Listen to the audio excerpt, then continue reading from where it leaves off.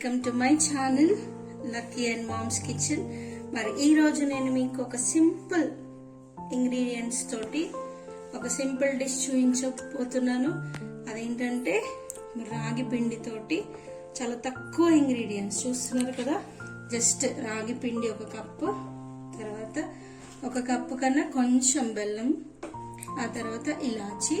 So దీంతో మనము ఆవిరి కుడుము చేయబోతున్నాము. So let's wait and see. Okay,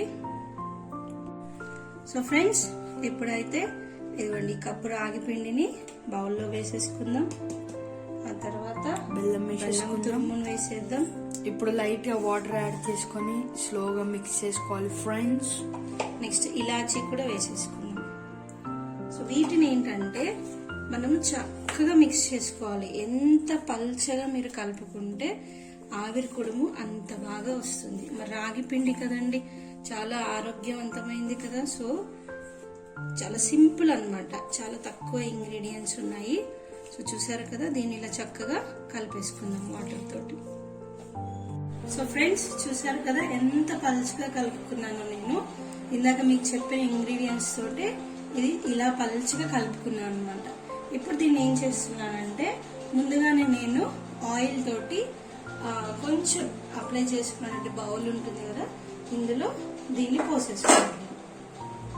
ఎంత పలుచగా కలిపితే అంత మంచిగా వస్తుంది ఫ్రెండ్స్. ఇది ఏమంటారు కుడుము, రాగి కుడుము చాలా మంచిది, చాలా ఆరోగ్యము. ప్లస్ దీన్ని ఏం చేస్తున్నా అంటే ఇదిగోండి చూసారు కదా, ఇక్కడ మనం ఆవిరికి పెడుతున్నాం అనమాట. ఇది ఒక బౌల్ తీసుకొని అందులో కొన్ని వాటర్ పోసుకొని దానిపైన సపోర్ట్కి ఇప్పుడు మనం ఇడ్లీలు చేస్తాం కదా అలా అనమాట. సో దీన్ని ఏం చేస్తున్నా అంటే ఇప్పుడు ఇందులో ఇన్సర్ట్ చేస్తున్నాం.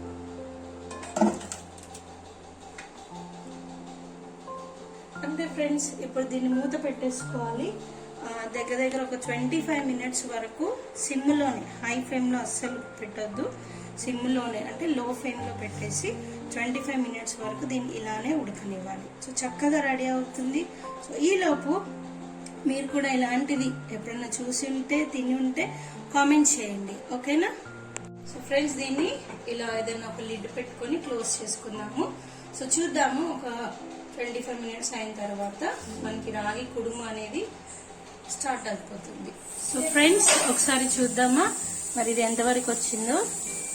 చూసారు కదా ఎంత చక్కగా ఉడుకుతుందో ఆవిరి కుడుము. సో ఇంకోసేపు అయిన తర్వాత మనం దీన్ని దింపేసుకుందాం, ఓకేనా. చూస్తున్నారు కదా చాలా చక్కని స్మెల్ వస్తుంది, ఎంతో tasty and easy and healthy. చూస్తున్నారు కదా. మరి ఇలాంటి వీడియోస్ మీకు కావాలంటే కామెంట్ చేయండి ఫ్రెండ్స్, ఓకేనా. ఇంకోసేపు ఉంచుదాం దీన్ని.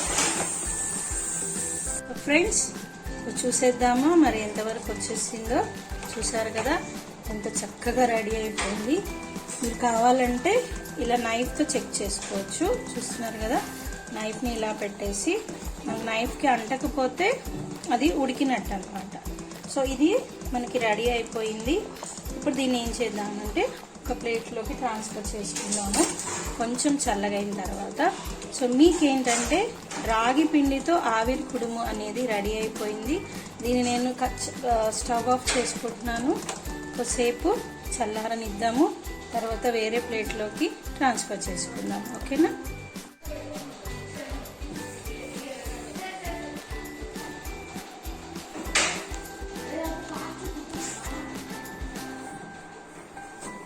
సో ఫ్రెండ్స్ మరి మన రాగి కుడుము అయితే రెడీ అయిపోయింది. చూసారు కదా, నేను ఇప్పుడు దీన్ని ప్లేట్లోకి ట్రాన్స్ఫర్ చేసుకున్నాను.